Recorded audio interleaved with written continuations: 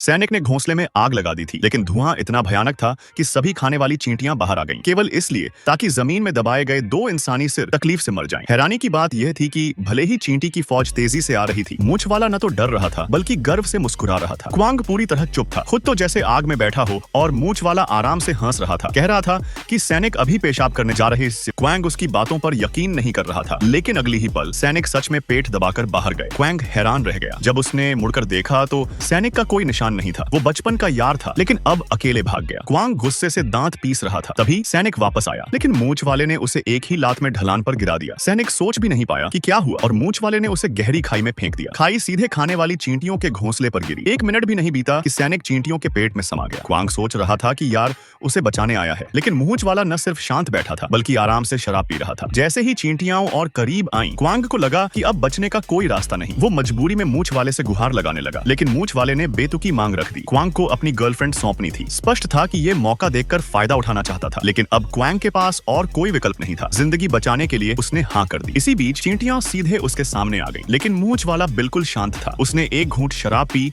और उसे मशाल पर फेंक दिया। शराब की आग ने एक ही झटके में पूरी जगह आग में बदल दी और चींटी की फौज जैसे कबाब बन गई। मूंछ वाला लगातार आग फैलाता रहा और जल्दी ही पूरी चींटी सेना खत्म हो गई। क्वांग सोच रहा था कि अब बच गया, लेकिन उसे नहीं पता था कि असली खतरा अभी सामने आना बाकी था।